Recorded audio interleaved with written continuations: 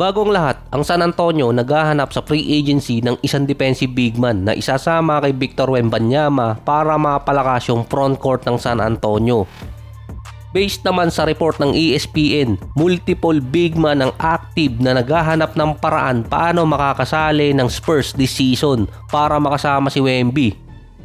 Ito kasi yung binabanggit din ni Wemby noong mga nakaraang taon pa na marami mga player ang gustong sumama sa kanya.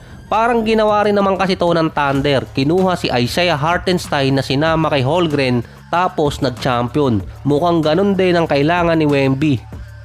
Naging preferred destination ng mga free agent yung San Antonio. Ito yung mga mid-level exception contract na player, yung 20 million pababa. Wala namang binanggit sa report kung sino mga player ang gustong pumunta ng Spurs.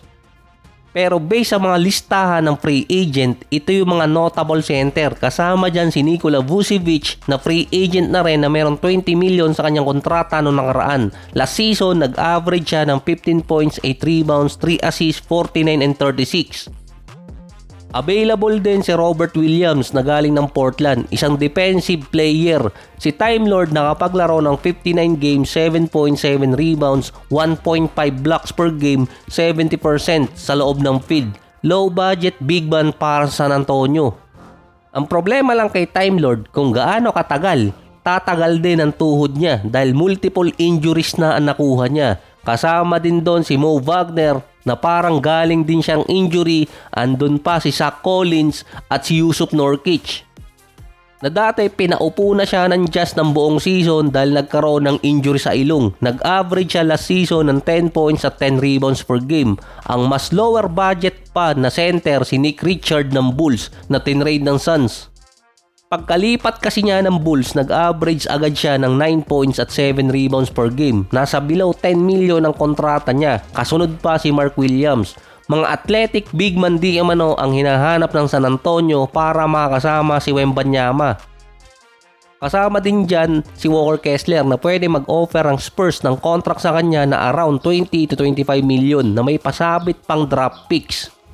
Pasabitan lang ng isang first rounder at 3 second rounder, malamang hindi aayaw dyan ng Jazz. So ba't ko nasabing San Antonio? Dahil merong isang holy grail na draft picks ang Spurs. Ang problema lang kay Kessler, 25 to 30 million ang hinihingi niya. Ang workaround kasi doon, ma-assign si Harrison Barnes plus isang player para sa sign and trade. Pwede naman kaso kung gugustuhin ng Jazz yung kapalit na player para kay Kessler. Pero kung may kasamang draft picks, malamang pumayag din naman doon ang Jazz. Kung tutuusin, ang pasok talaga doon si Time Lord Robert Williams dito sa San Antonio. At wala rin naman kasing binanggit na pangalan doon, base lang to sa contract. Bukod sa center, andun din yung power forward. Ang possible pumasok doon sa side ng San Antonio si Kristaps Porzingis dahil pwede siya sa 20 to 25 million. Papasok din yon sa cap space nila kung via sign and trade. Na pwede rin kapalit si Harrison Barnes. Bukod kasi sa isang sentro pa or big man na kasama ni Wemby, kailangan pa kasi ng San Antonio ng 4 hanggang 5 player sa kanilang roster. Nasa Golden State kasi so far ngayon ang leverage para dito kay Kristaps dahil sa bird rights. Pwede silang magbigay ng mid-level exception or higit pa. Pero ang San Antonio, kung itotodo nila ang natitira nilang cap space, kaso malilimit sila sa 4 or 5 player na pwede nilang isama. Kasalanan kasi ito ni Fox. Kaya ako nasabi na kasalanan ni Fox, hindi yun sa finals. Dahil yun, si Wemby ang sinasabing dapat mag-take ng pay cut para maging maganda yung run ng San Antonio sa mga susunod na taon. Ito yung dapat 250 lang ang kunin niya, 25% max contract sa loob ng 5 taon. Huwag niya di umanong kunin yung 300 million. Ito yung kapag nasama siya sa All-NBA team or huwag maglagay ng escalator clause. Based pa sa report, hindi mapipilit ng San Antonio na magkaroon ng pay cut itong si Wembanyama. Pero umaasa sila na kukuha ng pay cut si Wemby para maging maganda yung roster nila sa mga susunod na taon. Tulad na nangyari kay Holmgren pa rin. Mukhang parang magkasundo yung dalawang yun pagdating talaga sa kapalaran . Dahil yung Thunder nakalusot talaga kay Holmgren dahil wala siyang escalator clause. Kung nagkataon, mas mahihirapan ng OKC dahil lalong lalaki ang kontrata nitong si Holmgren. Baka umabot ng 270 or 290 million. So yun lang ang nire-request kay Wemby na magkaroon ng pay cut. 250 lang ang kunin niya dahil kung 300 million ang aabutin ng kontrata ni Wemby, 60 million pataas yun. Tapos agad ang timeline nila. Kasunod pa nun, si Kyrie sumagot na sa paratang ni J.R. Smith na ginost daw niya yung reunion nung 2016 championship na Cavaliers na based naman sa report, meron kasing naunang commitment si Kyrie kaya hindi siya nakapunta. Pero ang paratang kasi ni J.R. Smith, hindi talaga yung pagpunta ni Kyrie, kundi yung hindi pagsagot ni Kyrie sa mga messages. Pero tapos na yan, dito naman tayo sa kabila.